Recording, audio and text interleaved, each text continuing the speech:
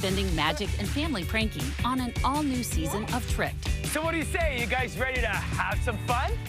Then you could experience a one-time showing of an impromptu musical or a made-up Shakespearean sonnet. Who knows?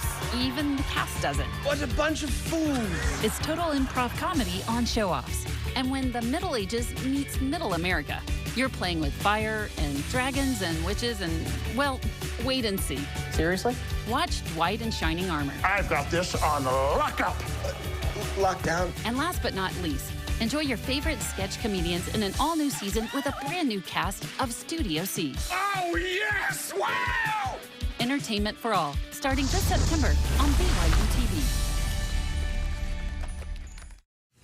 You're watching BYU TV on KBYU DT Provo, Salt Lake City.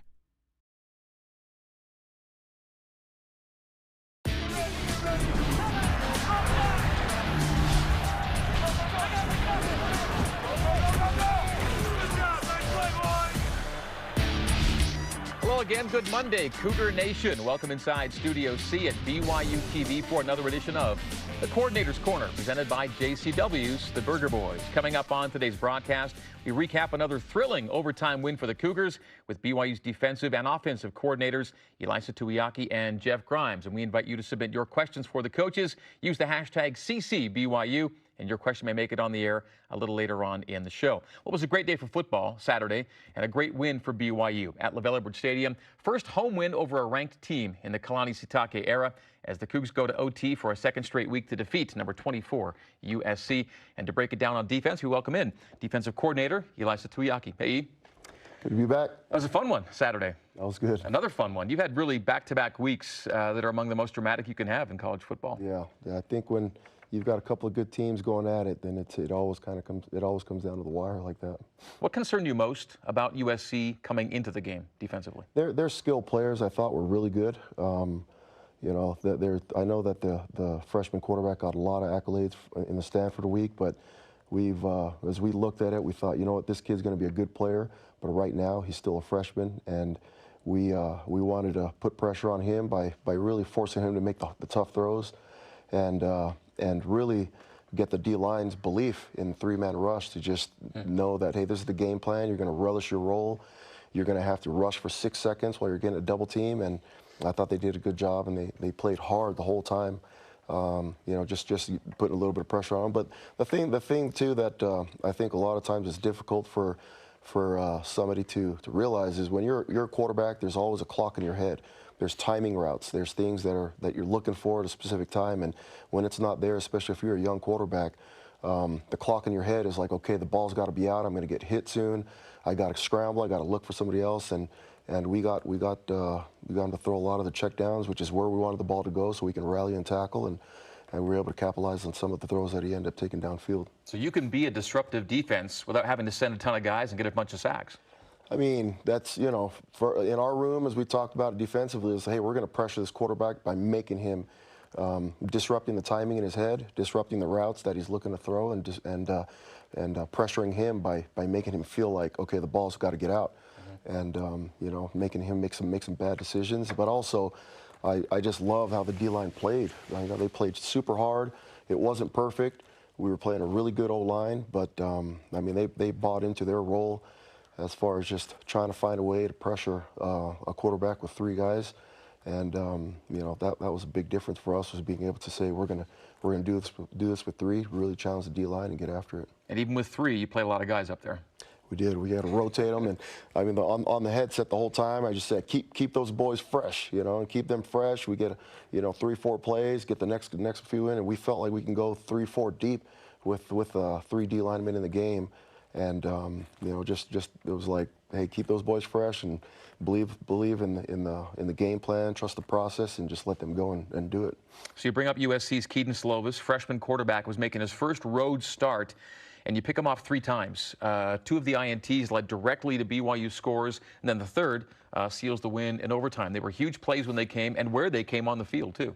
Yeah, that was huge for us. I mean, we knew that the opportunities would come to us. We just knew that we had to capitalize, and as we talked about as a staff, we thought if we can get a sack early and a pick early, it'll put a lot of doubt in his mind as far as what he's seeing.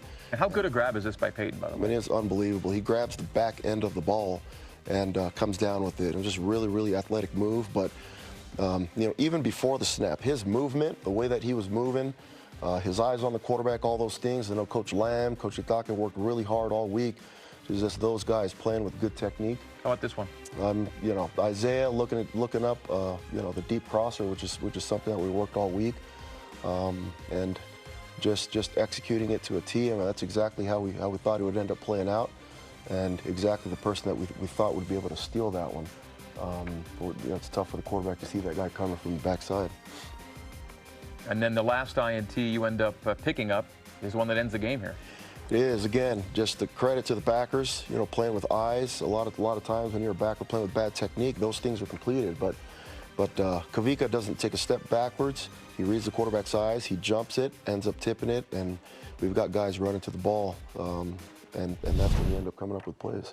So on the day, you end up with multiple sacks, 5 TFLs, 2 forced fumbles, 5 pass breakups, and we talked about the 3 picks. It's a pretty active day for your D. Yeah. I thought, if we could have came away with the other 2, the one that could have ended the game, I guess we ended up getting another that ended the game. But we missed 2 opportunities on picks that one balls bouncing around and balls bounce around. Yeah. One we could have, we gave up a big play. They ended up just making a great play. We gave a big play, but we came back and still could have got out of that drive with a tip ball and a pick that Diane ends up missing. But later on comes up with the same exact play, which I thought it was actually harder in the overtime one, the play that he made.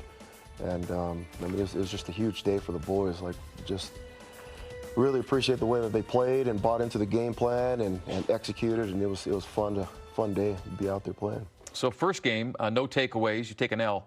Next 2 games, 4 takeaways, you win them both. Yeah.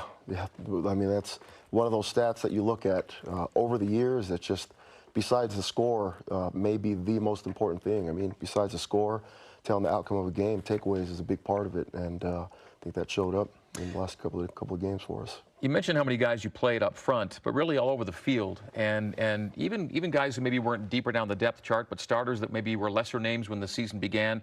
Everyone knows about a guy like Diane Gomolaku, for example, but then Kavika Fonua is, most recently a running back. He's brought over to D. Peyton Wilgar, who we saw, Max Tooley. We said their names on the broadcast a lot on Saturday, but they weren't names that were maybe terribly well known as defenders before the season. Yeah, Kavika, as you know, was with us and very capable of playing both on offense or defense. Thought that he'd do a good job for us on defense, especially with getting those 2 grad transfer running backs and being a little bit deeper in the running backs. But getting Kavika back was huge for us. He's a great player. But going into the season, we had a lot of good young backs, linebackers.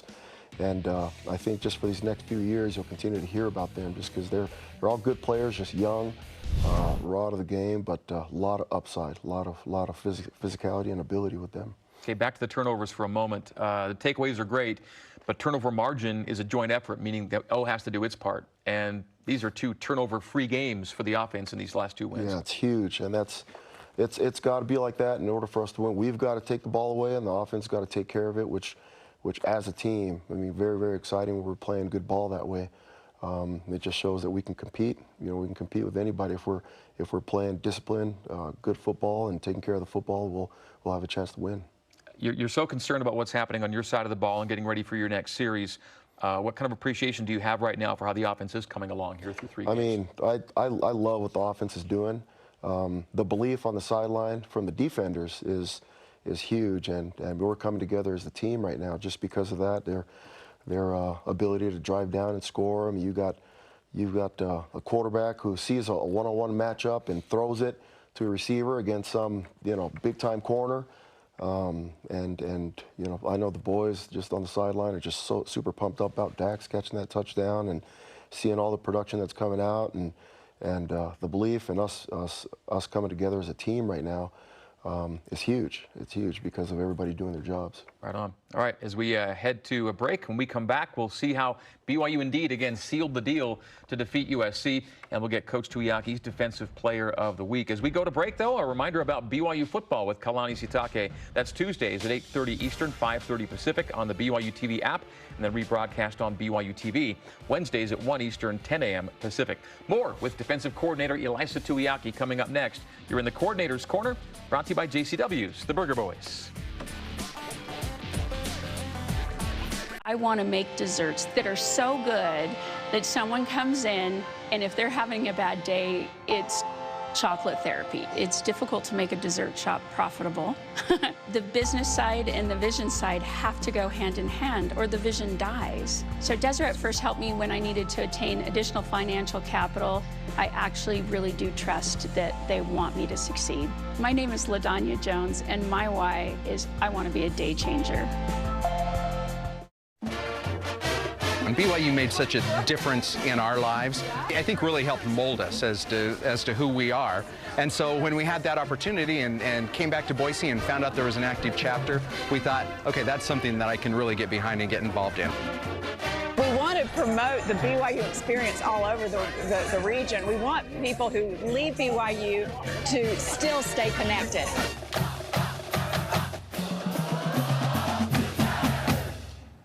I think the thing that makes us the best team is I'm kind of the calm to her crazy. I think we have a pretty good strategy in that we're careful planners. Paul likes to say we measure twice and cut once. I'm super type A. I'm super organized. I'm going to have a plan, but he can help me execute it. I think my sense of balance will play a big part in it, and just her drive and competitiveness, actually. We're definitely going to have conflicts because I do not love his driving. We're going to be in a car for a lot of days. Are you guys going to win? Yes. Yes. Yeah. We wouldn't be on here if we weren't going to win. Yeah, absolutely. Yeah. I think the resolution is for me to just close my eyes and not watch him driving, and we'll just get past it. There are just definitely sometimes that you need to communicate, and there's sometimes you have quiet time.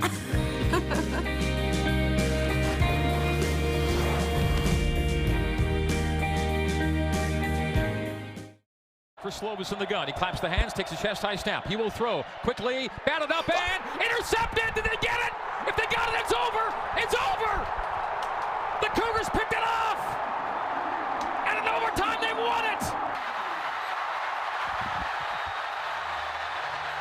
Well, that was a late Saturday afternoon at Wrubell Edwards Stadium as BYU came back from down 24-17 to defeat 24th-ranked USC 30-27 in overtime. First time BYU's ever played overtime games in back-to-back weeks, and Kalani Sitake remains undefeated now in OT at 3-0, and all of the wins against P5 programs. Visiting now with defensive coordinator Elisa Tuiaki. And Coach E, tough to top what you guys did at Tennessee in week 1, but somehow it felt like you guys did it in week 2, but did it in week 3.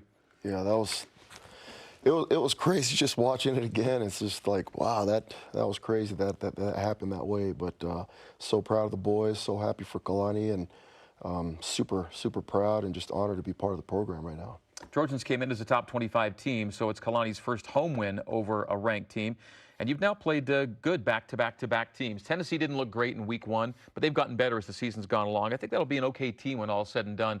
And you think, just in terms of prepping for Tennessee, that was a good football team you beat. I thought it was a different team that we faced versus the team that we saw on film in week 1. I thought that they came out with we got the best version of Tennessee, I felt like. I thought that they were a really good team and looked better this last week. And, you know, they pitched the shutout and looked good against Chattanooga, but I think that they are going to be a good team in the rest of this year. So then how did this USC team kind of stack up to your first 2 challenges then?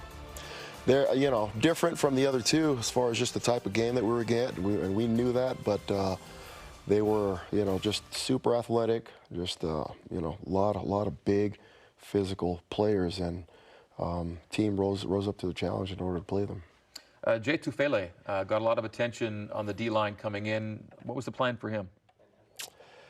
You know, I don't know what the offense did. I think Graham can talk about that, but I know that on the defensive side, you know, they all know each other. Mm-hmm. As a matter of fact, Lorenzo Fauteuil, Alden Tofa, they're in the same recruiting class, and so they all know each other, want to compete against each other, want to be better, and sometimes it's kind of like, oh, you didn't want me, and I'm better. I'm a better player than you are. All that stuff's going on with all those kids, but it's certainly huge for our program, for the state of Utah, for recruiting the state of Utah, for these kids that we get from the state of Utah to win a game like that. And you see a lot of kids from Utah leaving to go to other programs. It was huge for us. And this, again, he plays on the offense now. Was Keanu a guy that had a USC connection at one point? Was he even dribbled to them? Keanu was committed to USC for a while.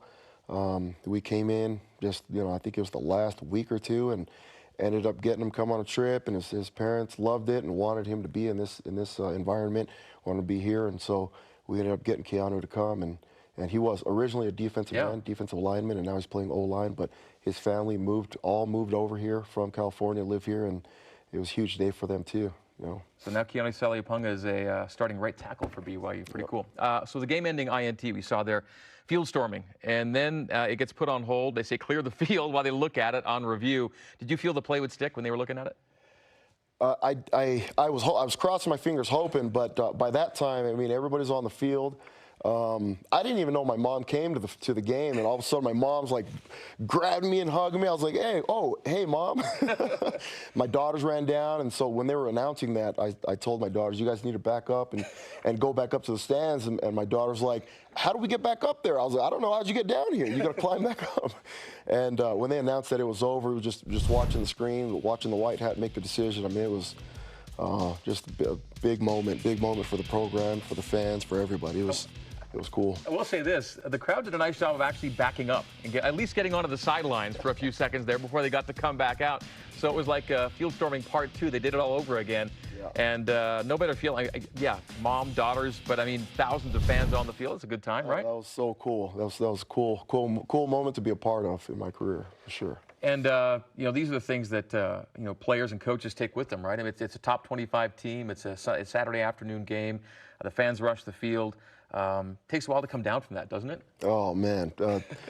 Going to church meeting. I'm super excited to wake up at 6 a.m., going to church meetings, just walking in with a little pep in your step. And it was fun. It was fun for everybody. I think it was fun for the state. It was fun for all the fans and Cougar Nation for us, certainly. But then, right now for us, it's kind of coming back to that high. But we've already, as a coaching staff, moved on and started prepping for UW and getting ready for that one. Good locker room celebration, too? It was good. I try to stay away. The last time I celebrated, Kalani had me jump in the circle to dance, and I tried to break dance, and I jacked up my wrist it was messed up for a good 8 weeks. And so I try to stay on the outskirts of those circles when Kalani's in there doing his thing, and just so he doesn't try to call me in there to break dance before I get hurt again. You don't want to break something when break dancing is what it comes down to. Yeah, that's normally what happens, though, for me at this age. So before we get to your players of the week, you had to use a lot of guys against USC, in particular, a little deeper down the depth chart. Secondary, a little banged up coming in. The guys who had to play a lot of snaps played well. Yeah. The preparation of those players to just be ready when their number was called was huge, and we played a lot of guys, a lot of down the line guys that didn't get as many reps as far as their preparation during the week, but they were ready when the moment came, and they played hard when they got in the game. Okay, now to your defensive players of the game. Tough to pick just one guy for Saturday because a lot of guys got it done, and you picked 4 guys for us to look at this week. Yeah, I mean, it's when you're beating a team like SC and you got that much celebrating going on, and you can't pinpoint one guy, but all these. I think we could have put more guys on there, but I decided just go with 4, and I thought that these guys all did a phenomenal job. Some of them the best games of their career, and it was just fun to see them produce. Tyrus Tonga was in particular just a real impact from where he plays inside. Not every inside guy gets numbers. He got numbers on Saturday. He did a great job dominating the point. We felt like if they left him and moved the guards out to help out on the ends and left them one-on-one, that we'd have a matchup, not just with him, but with Lorenzo as well, and Naisa Mahe and some of those other guys that are playing there. But I mean, he was a beast. It's really hard to stop a man that big that's determined. Those are your defensive players of the week. Special teams player of the week, we're going to have you chat about because he's a player that you see on defense. And Coach Ed Lamb gave us Max Tooley for special teams player of the week, someone you see as one of your linebackers. Yeah, Max comes in, cares a lot about special teams, cares a lot about that phase of the game, and takes pride in it. And went down and had a tackle, had an assist, and just played physical the whole time that he was on there. And you know, we appreciate all those boys. I mean, just these kids are different. A lot of times, a lot of different teams, you get players that may not take as much pride in special teams, don't want to be on it, want to save themselves for defense or offense, but we've got guys that are just chomping the bit to try to get on every single special teams, and they take pride in it. And I think it's a special group of kids that are like that, and we have players that are like that, and you're always going to play good special teams when you have guys that take pride in it. Diango Moluku, one of your defensive players of the game, has made her name on special teams as well.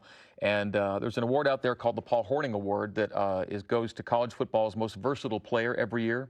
And he got on the honor roll for week 3 from the Paul Hornung Award people because he was racking up tackles, he had the game-sealing INT, and he was scoring a touchdown in the scrum formation as a back on Saturday as well. That's right, and he's a guy that when we're trying to take a couple snaps off of him on defense, he'll get upset about it. You know, he says, you can't take me off of this special team, you can't take me off of this one. I need to be on this one. And so, you know, and it's not just to Dian's a great player and takes pride in it as well. But I think the team in general, their belief in Kalani, their belief in the system, their belief in just playing is showing up in the way that they play. Okay, how good does it feel to be 2-1 right now after 3 games? Feels pretty good. Feels pretty good. You know, we're excited at where we're at. Know that there are mistakes that we have to continue to work on and build, but we've got another tough opponent coming in this week that we've got to be ready for. And so celebrating for us is technically kind of moved on. It's over. Yeah. It's over, and we've got to be ready. We're geared up to stop another great offense that's coming in. I think UW's offense is one of the better ones that we've faced in the years that we've played all these other teams. And schematically, they're always tough to plan for. Personnel-wise, they've got some good players on that side, and they play with a lot of belief, and they score a lot of points. All right, more Washington talk coming up. It is break time, though. And a reminder that dinner after the game at JCW's includes something for everybody, from burgers to wings, shakes to salads. JCW's quality and a lot of it in Lehigh, American Fork, Provo, South Jordan, and now open in Harriman. Coming up Saturday, it is BYU home to nationally ranked Washington. BYU radio coverage begins with Cougar pregame live at 1:30 Eastern. The kick at 3:30 Eastern, right there on BYU Radio. Coming up next, your questions for defensive coordinator Ilaisa Tuiaki and a preview of BYU's game against the Huskies. You are in the Coordinator's Corner, brought to you by JCW's The Burger Boys. Call it a path or a way through. It can be arrow straight or have twists and turns. It's life's financial journey, and Mountain America Credit Union is here to guide you every step of the way. With timely advice and affordable products, this is your journey. Let's begin together. We're Mountain America, guiding you forward.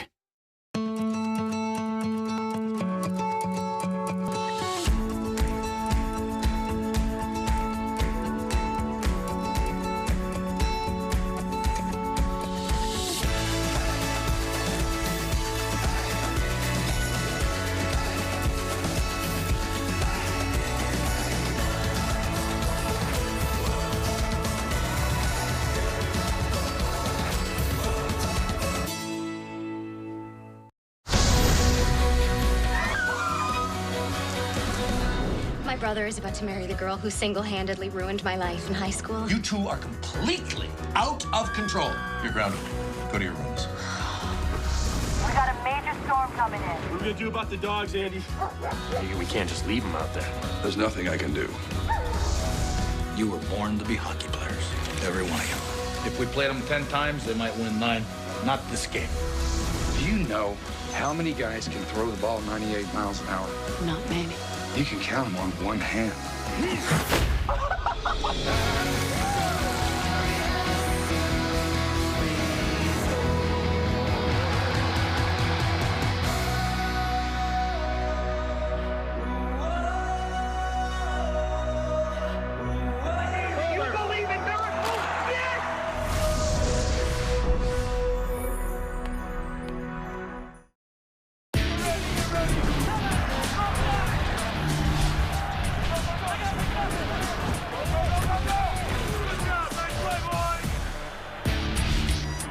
You are in the Coordinator's Corner, brought to you by JCW. The Burger Boys. Final segment now with defensive coordinator Elisa Tuiaki as BYU gets set to welcome in 21st and 22nd ranked Washington.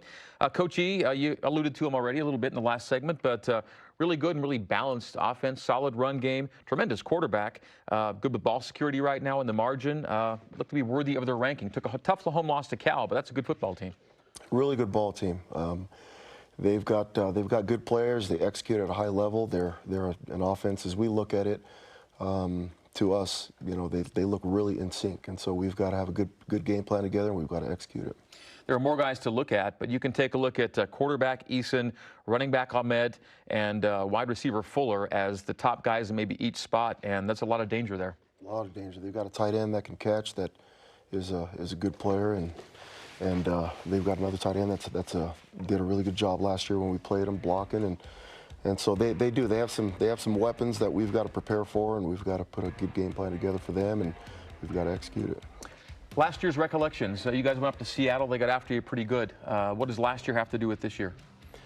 You know, last year, we all, you know, defensive, we all keep a journal just as far as what the game plan was going in, what we would have done differently in hindsight, and the biggest thing that I took away from last year was we should have just let the players play. We put our game plan together and not get so much into the he's doing this, we need to do that, and we need to protect the players by maybe doing this scheme and that. Just put our game plan in and let the players play. And so I thought that last year, you know, I try to take it more on us as coaches, myself, that we've got to put more belief in the players and just let them do their deal. And you know, now moving forward in this game, that's going to be more the game plan. We're going to, you know, we need to put the game plan together.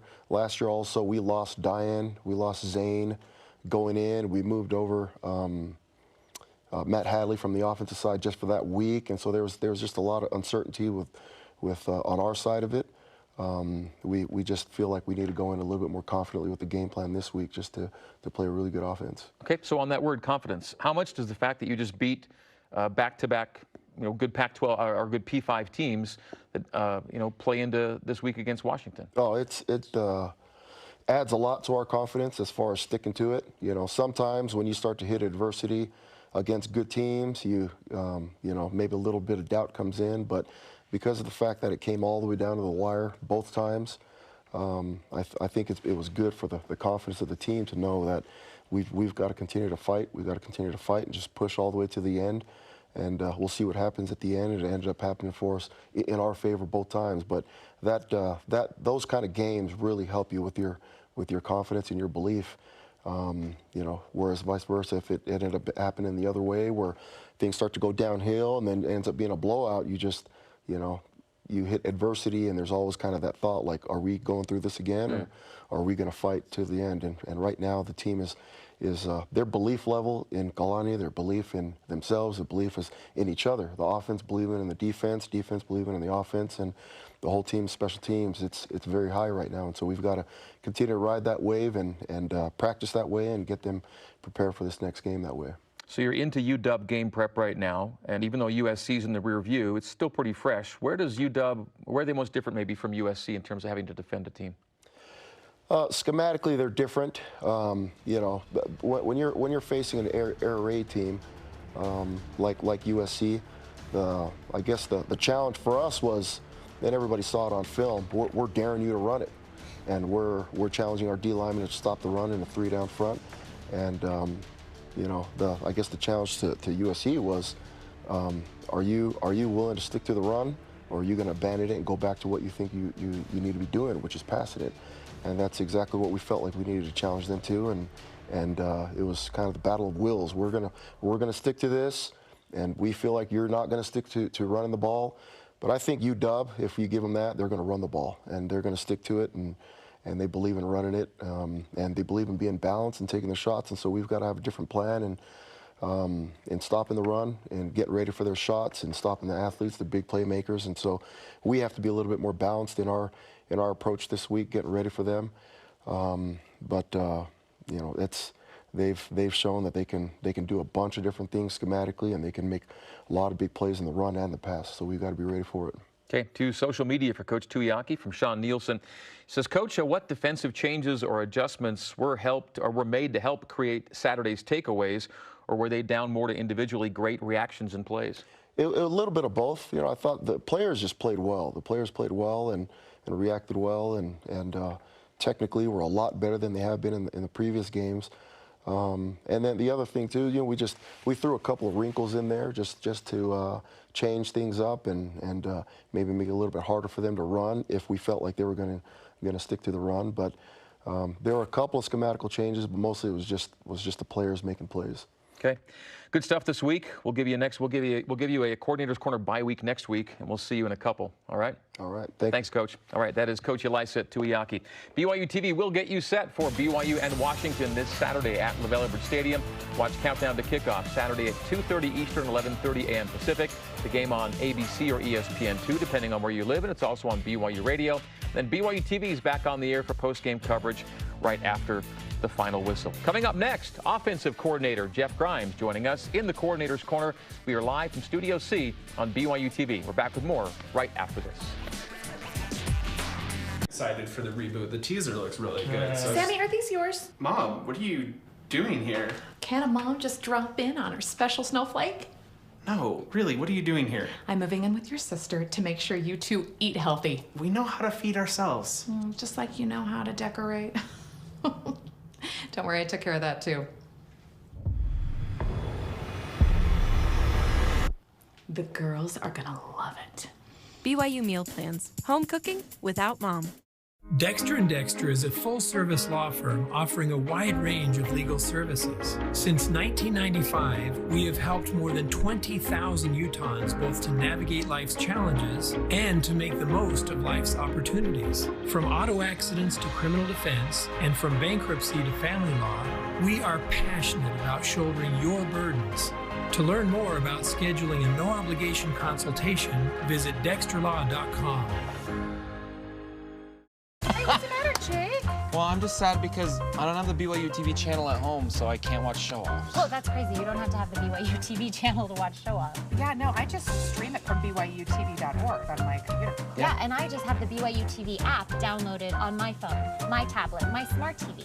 Well, I can't afford all those things. Buddy, it's all free. Download the app for free, watch it for free. Yeah, let's go watch it. Okay. Let's go watch all the episodes. Let's show off.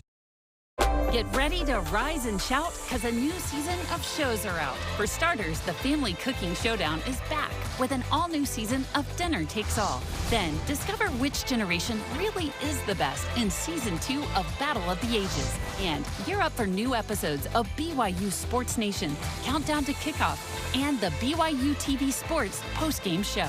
Summer may be winding down, but the competition is heating up. All September on BYU TV. Trips left, Twins right, empty, quarterback draw. Wilson 15, 10, Wilson on his feet, 5, on his feet, touchdown! Into the end zone he goes, and the Cougars take the lead! You are in the Coordinator's Corner, brought to you by JCW's, the Burger Boys, and that was BYU quarterback Zach Wilson scoring on a QB draw to give BYU a late lead on Saturday against USC. The game would go to overtime, where BYU would win it 30-27. Back-to-back overtime victories for the Cougs, who are now 2-1 on the season. With that, we say hello again to offensive coordinator Jeff Grimes. Congrats on a huge win in front of a huge crowd, most of which ended up on the field, it seemed, after. It did. It was fun to watch. Now, you're upstairs. You don't get to join the celebration for a little bit. Once you got down there, was it still going pretty good? Yeah, it was. It took me a little bit to get through the crowd and into the locker room. Honestly, I sat there. It takes me a couple minutes to decompress after a game of that magnitude. But I just sat there and watched it for a few minutes and really kind of enjoyed just watching the people just spill over the edges of the stadium onto the field. It was a really cool scene. Then they got backed off for the review. Then they got to come on again. Yeah. Did you think it was? I mean, do you think it was a good pick when you saw it? Was it going to stick, or how do you? Honestly, I didn't see it. I'm thinking about the next time already. You know, I just, people ask me sometimes, what about that play that our defense made? And I just know our defense played really good and kept us in the game till the end. And I didn't see it until later. I saw the replay, but I'm trying to figure out what play I'm going to call the next time we're up. Because your next series is around the bend. At least it was going to be. Yeah. What did you think had to happen for things to go the way you wanted them to go on Saturday? Well, obviously USC's a very talented team, and I felt like we had to match their playmakers with some plays of our own, which we did. I thought we had to control the things that we can control. One of the things that we've preached all season is the things that we can manage. We've got to be reliable in that regard. And so not turning the football over, although we were close on a couple of tip balls, not turning the football over and not having any pre-snap penalties, I thought really helped us on offense. In our last visit together after the Utah game, we talked about how almost nothing else mattered more than turnover margin in that opener. Since then, you've had 0 offensive turnovers and then 4 huge takeaways in prime scoring territory by that BYU defense. Yeah, it's been huge. It's been the difference in those 2 games, I think, and our defense has done a great job giving us the ball in advantageous position. Honestly, we need to do an even better job of getting touchdowns when that happens. And you've gotten, I think, maybe of the 4, 2 touchdowns, 2 field goals, it feels like. Yeah. 2 touchdowns and a field goal, and then the game-sealing interception that ended in overtime. Yeah. You scored your first touchdown Saturday on scrum formation. This right after Tyson was ruled just shy of the goal line. You ended the first quarter leading 10-7. At 10-all, you go up a touchdown on a really nice throw from Zach to Dax Milne. Yeah, that was a play that we felt confident in that situation. It was a 3rd and medium situation, I think, and we felt confident they were going to play man and felt like Dax could win in that matchup. And he did, although not by a large margin. He won, got a nice release, and created a little separation. And, you know, it's a great throw and a great catch, and the guy actually covered him pretty well. But it was an even better throw and catch. And Zach really drops it in nicely. And Dax was your most popular 3rd down target Saturday, and you mentioned that came on a 3rd and medium, and Dax scores there. And again, whether it was, we were talking with E about some maybe understated defenders like Peyton Wilgar and Max Tooley that people might not have thought a lot about before the season. Dax Milne is somebody that came in here as a walk-on, has earned a scholarship, and is a really proven route runner and ball catcher for you. He's a great player. He really is. He's undervalued, and a lot of people just see his stature and don't think of him as a big play type receiver, but I think he is, and he's really developed. BYU did lead after 1 quarter. BYU, by the way, in the Sataka era, 8-3 now in leading after that first quarter. Tie game at halftime, 17-all. How was your mood at the break? I was honestly really excited about where we were at that point, but felt like we could even have more points, and I felt like we had some things that we still had in store that we hadn't really used in the second half, and so we talked about that with the guys at halftime, and I think they were excited to go back to play. We saw a play earlier in the highlights, didn't reference it, but Zach Wilson ended up with passing stats, rushing stats, and receiving stats on the day. He caught a ball from Jaron. Yeah, that was kind of fun. We felt like that would be there. Again, a team that played a lot of man coverage, and in man coverage, typically there's no one covering the quarterback. And so, you know, Zach is a great athlete. He can do a lot of things, and so is Jaron. And so, we want to continue to try to be creative in how we use both those guys. There was no scoring in the 3rd quarter on Saturday, a quarter that saw BYU use scrum again on a 4th down late in the 3rd of a tie game. What went into the discussion on whether to kick or go for it, and did the earlier success of scrum factor in right there? Yeah, it did, and that's one of those things that's really a staff decision. Ultimately, it always comes down to Kalani's decision. Mm-hmm. But we all felt confident in it. That's something that Coach Lamb really kind of oversees, that scrum play, and does a great job with it. And you know, it was really close right there, and came down to a close measurement, and didn't get in. They went to a review, and I just thought when I looked at the replays, I just couldn't get a clear enough view of where the ball was relative to the line, and they ended up calling it short, and that's the way it was. Fourth quarter, meantime, was a lot of fun. Back and forth, and your play sheet was on fire in the 4th quarter because you averaged better than 10 yards a play in the 4th. Yeah, and we started playing with a little bit more tempo, and felt like for a team like them coming from sea level, it was a pretty warm day, and felt like we could wear on them a little bit, and our guys did a nice job of executing with it. What's your trigger for tempo? What kind of tells you when it's time to go a little bit? Sometimes it's what I see during the week in film, how quickly a defense gets aligned and how sound they are when teams play fast against them. Sometimes it's just a feel in the game. Sometimes if I feel like we have them on the ropes, then and they look tired or struggling to get lined up, then I feel like it's time to go with it. It was really effective, which reminds me, there was a point in it when you're going fast, you were tempoing, and there was a kind of like a mystery break that was not really called by anybody, and it gave USC a chance to kind of catch their breath. And I never really figured out what was responsible for all that. Yeah, sometimes if the ball goes out of bounds on our sideline or close to going out of bounds on our sideline, even if we don't sub, the refs hold it just to give them a fair shot to get their signal in from the sideline, I guess. And I think that happened a time or two. And then there was once where we took a break to bring in a specific personnel group that we wanted for a specific play that ended up being successful. The drive that gave you back the lead took only 3 plays, and 2 of the 3 showcased the talent of your sophomore starting quarterback, Zach Wilson. On the first play, he avoids 2 defenders to step up, keep the eyes downfield, and find Gunnar Romney. This play, what do you think about it?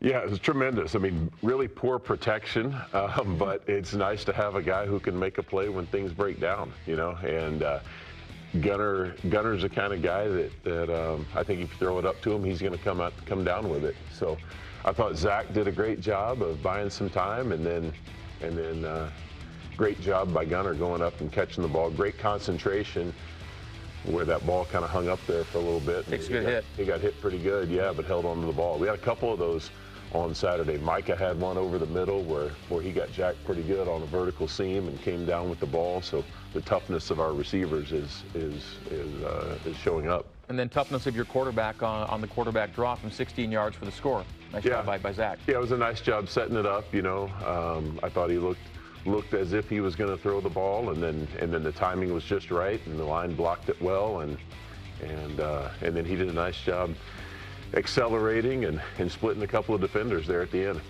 The umpire's in good position for a tackle there, and Zach does a good job to avoid him and get into the end zone. And that's how BYU took a lead. Their guy hits a 52-yarder that, I don't know, man. Was it good from 60 maybe? He drilled it. Not sure if you saw the field goal. Yeah, actually I did see that. Okay. I was really hoping he didn't make it. I was getting my 4-minute calls ready, but we changed gears there. So we go to overtime. When we come back, Coach Grimes will talk about that second consecutive overtime celebration. We recognize his Offensive Player of the Week as well from the win over USC. This is the Coordinator's Corner on BYU TV. We're brought to you by JCW's. We're back with more right after this. When my grandfather started this company in 1947, he couldn't have envisioned what we would ultimately become. We realized that our value to our customers is that we will be there day after day, year after year, doing whatever we need to find solutions to the challenges that they face. We are committed to be honestly better in all that we do, in every opportunity that we have to serve our customers. I cannot believe you joined the basketball team. Katie, just because I'm wearing basketball shorts doesn't mean I'm on the team. I'm never going to see you anymore. Why not? You're always going to be at practices or games. I'm not on the team. Why are you lying to me? I'm not lying. Hey, Jake. Hey. He was my neighbor. Gear so legit, they'll think you're on the team. BYU Store. Ladies and gentlemen, my name is Eric Leclerc. For my first illusion, I will require a volunteer from the audience. You, miss, I saw you. I pick you. Please join me on stage as everybody gives you a thunderous round of applause. Hello, miss. What is your name? Mikkel. Mikkel. I will show you the oldest trick in magic, making a bunny appear out of a hat.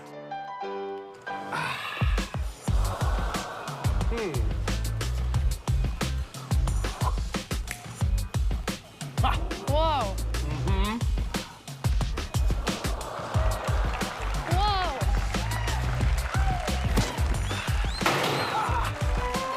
Watch an all-new season of Trick only on BYU TV.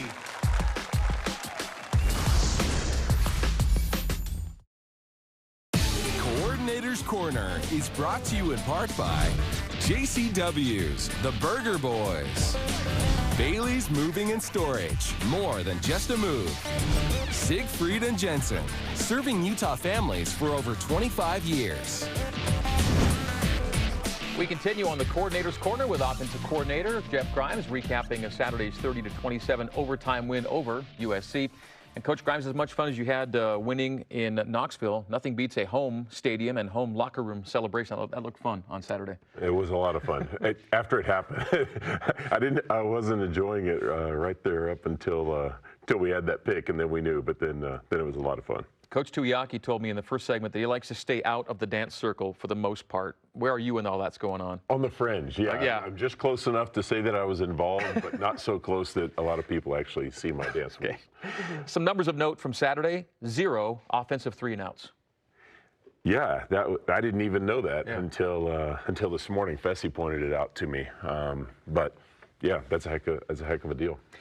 Big plays. We'll call big plays in this instance anything gaining 12 yards or more. And you had big plays on more than 20% of your snaps on Saturday. That's a good chunk. Yeah, and I think our players have continued to recognize the importance of making big plays, and we've been able to do that at a higher rate this entire season than we did last year. So I think that's been a big part of our success in the games we've won. 7 of 16 on third downs, just under 50% where you want to be, and plus 6 yards in average starting field position margin. BYU's now won 12 straight games when you're positive in that margin. And the great thing about that stat is it's not just an offensive stat, it's also a defensive stat, and it's also a special team stat. It's the ultimate team stat. Yeah, and I really felt like that's how we won this game on Saturday. We won it as a team, and I think it speaks to the culture of our team for what Kalani has created and what our players have done, as everyone's bought into doing their part and winning together and giving for each other. And I think that's honestly how you win the kind of games that we've won the last 2 weeks. And BYU's on a nice winning streak as well when scoring 30 or more, good number to get to, and you got there Saturday. 6 consecutive wins, and Kalani's teams are now 13-4 when positive in the turnover margin. It's great to be turnover free, as you have been, but those are more rare than just being positive, and just positive is enough for you guys lately, at least. Yeah, I think so, and again, that's a team thing. When our defense gets one, it gives us momentum. When we score, it gives the defense momentum, and they seem to play harder, and we feed off each other. Now, 100 yards is just a number, but that said, Kalani's teams are now undefeated, 11-0 in home games when they get to 100 rush yards or more, and 22-7 overall when that number's reached. Again, it's just a number, but it does speak to how well you're playing the game that day and how much you're able to do. Yeah. I've always believed that you have to have balance on offense, and there are some days where you'll run a lot more, some days where you'll pass it a lot more, but I think for us we have to have balance, and so when we can run the ball, then I think it allows us to throw it the way we'd like to. Somebody was asking me before the game about that very thing, balance and number of plays, because you'd been 60 or under, I think, in 3 straight games going back to your bowl game. You snapped 74 plays, which is a good number, and the balance was 40 and 35, roughly speaking, between rush and pass. And games will differ in terms of what you want to get done. Do you have an idea of where you want to be in terms of plays run, or really does it really? Because I bring back the bowl game, 52 plays, but they were all averaging about 9 or 10 yards a play, and you're running away from it. So you really can't look to that. Yeah, and like you said, the one scoring drive was 3 plays, and so it's hard to say, but I'd rather snap it more plays than fewer, and that was a big point of emphasis for our players this week, was to get the ball snapped faster, and I felt like that was a big part of our being able to establish some tempo. Ended up with the 74 plays on the day. All right, offensive player of the week for you. Who'd you like? I thought Tyson had a really good game. I thought he played hard, even on some challenging 2- and 3-yard runs. I thought he was productive, made the right cuts, ran physical, blocked as well, and I thought he had a really good game. Had 117 yards from scrimmage when you include his reception yards as well. You see him with 99 rushing yards. That 100-yard game will come, and there will be probably more of them. He's that good, right? Yeah, without question. He's a guy that I think is still, he's still new to our system, new to our team, and so I think he's still growing and will only get better.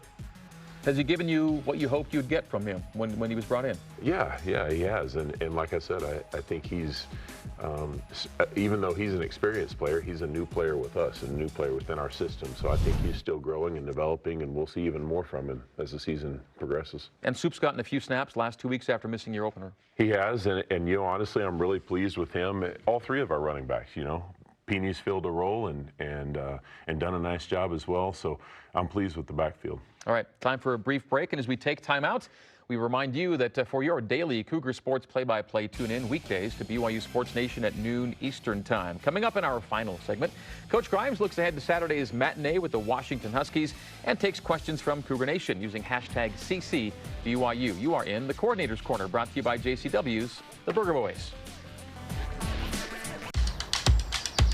This is where we dominate. Our playground, place of business. This is our promised land, where we seek to find ourselves. And we're here to make sure the spaces our best prove themselves on appear how they should.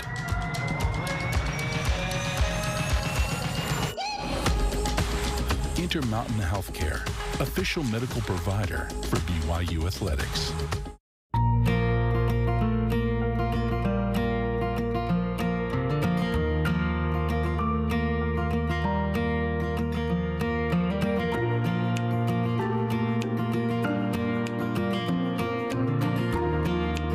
Wrapping up in a Minky Couture luxurious blanket.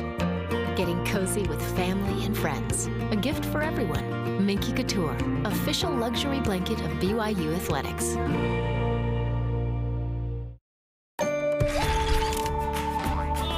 Oh, hey, it's me, Kirby. My mission, offer help to the victims of Hurricane Florence. Get in with Operation Barbecue. And am I in charge of all of that? No. I want to meet Stan and his team. Nice to meet you. I want to figure out why they do it and how I can help. And 5, use these 5 fingers to put delicious barbecue into this one mouth.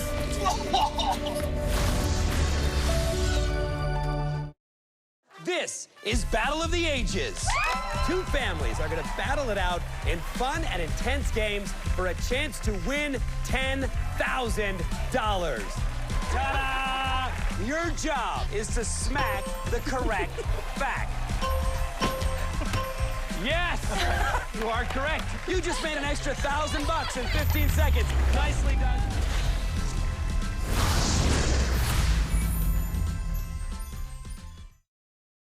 Low snap, kick on its way, and through for 3 for Jake Oldroyd.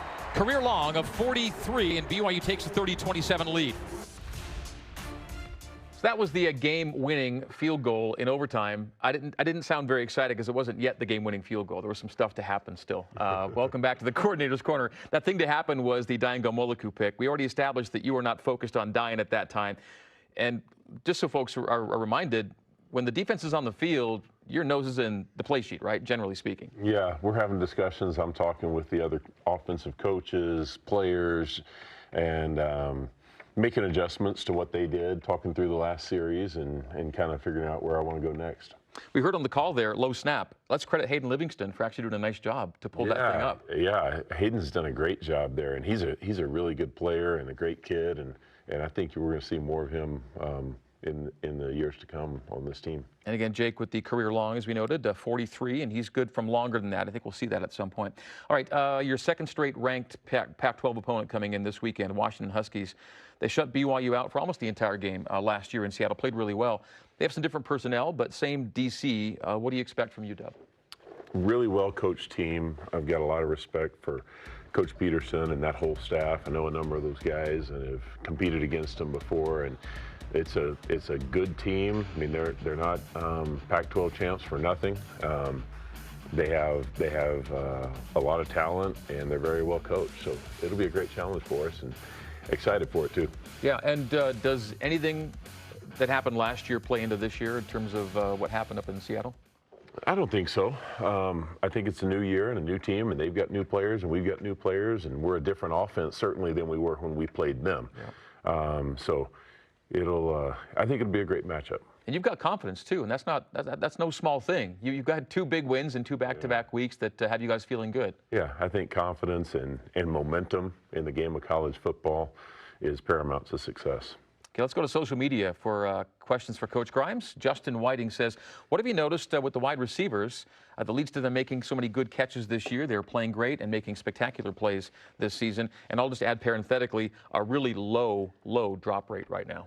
Yeah, no question. You know, go back to spring ball, I said to a couple of people that they were the position group that I was most pleased with coming out of spring ball. They've continued to work hard this summer. I think Fessy does a tremendous job coaching them. They hold high expectations for themselves, and they do a lot of things that nobody ever sees. They fake a jet sweep and they run full speed and carry out their fake and give somebody else a chance to make a play. They block downfield, and then they just make plays when you throw it to them. And the fact that there are so many different guys who are making plays, I think, is a credit to the group. You've got a core group of 5 wideouts right now that are making all your plays at that position. The 6th might be, at least from camp, Keanu Hill. Is he going to see action this year for you, do you think? Or yet to be seen. Yet to be seen. But the guys who are playing, those 5 though, have been solid in every way, every facet. Yeah, I'm really pleased with all 5 of those guys. And then we see a little more from Moroni this past week as well. MLP made a nice grab and a little hurdle on the sideline as well. It was great to get him back, and he played a few plays against Tennessee, but wasn't quite full speed yet. And honestly, I wasn't quite sure if he was really full speed or not, but obviously he showed he's ready to make some plays, and I think we'll have an even larger opportunity to keep him moving forward. Hopefully that hurdle is a sign that he's feeling good and can do it all, basically. Talked with Kairos after the game. Kairos comes in on the scrum formation.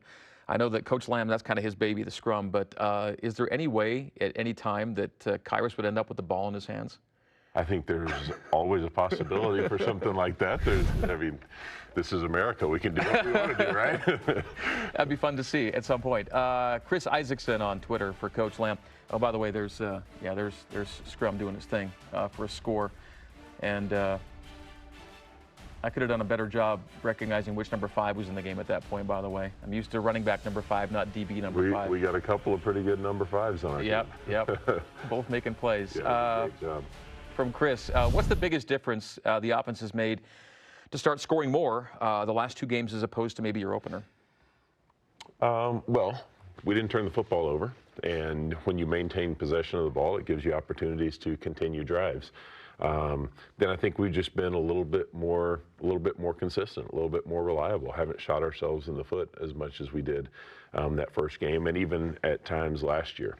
I feel bad that we haven't talked really enough about O-line on your appearances, but let's maybe give a status report on those front 5 and maybe how many guys you're playing right now and just where maybe they're technically grading out, if you want to say it that way. Yeah, so 7 guys have played this year, some more so than others. Our starting 5 are the 5 that have kind of proven to be the best at this point, with Kiefer and Harris rotating in some. In this last game, Brady Christensen again played really good. Keanu Saliapunga played his best game. Obviously a motivational game for him, a kid from California playing probably against a bunch of people that he knows. But those 2 guys I thought played the best against a good team, and I think our group is continuing to grow. And when you have a new coach come in, there are some subtle differences in terms of the way that he communicates and teaches some things, and there's an adjustment period with that. But I think overall he's doing a great job, and I think the guys have really taken to him well. And so I'm pleased with the progress of the group, but I still don't think we've reached our potential there. Okay. For a guy new to the BYU experience, by the way, and Coach Mateos, and what I follow just parenthetically on social media from him, it sounds like he really likes being at BYU. Yeah, he does. He does. He's enjoying it, and the guys are enjoying him. So it's been a great fit. Okay. And by the way, how have you adjusted to or enjoyed life up in the booth these days? Because that was not a thing for you for a long time. No, it wasn't. And I'll just say I miss being on the sideline with the guys. But yeah, I think it helps me call the game. Okay, you've been calling great games. Congrats on this past week, and hopefully you get another W here this weekend. We'll see you next week. All right, thanks, Greg. All right, that is offensive coordinator Jeff Grimes. That is going to do it for this week's edition of the Coordinator's Corner. We're back with you next Monday at 1 Eastern, 10 a.m. Pacific with offensive coordinator Jeff Grimes returning, along with special teams coordinator Ed Lamb. For Coach Grimes and Coach Tuiaki, I'm Greg Wrubell. We'll see you next week in the Coordinator's Corner. So long. Go Cougs. On the season premiere of Relative Race. 3, 2, 1, go! 4 new teams kick off the season with a bang. We're confident, we're feeling good. One team can't even start their car. It's not going. I don't know how to work this thing. While another team finds a relative who will change their lives. I'm trying to figure out how to react.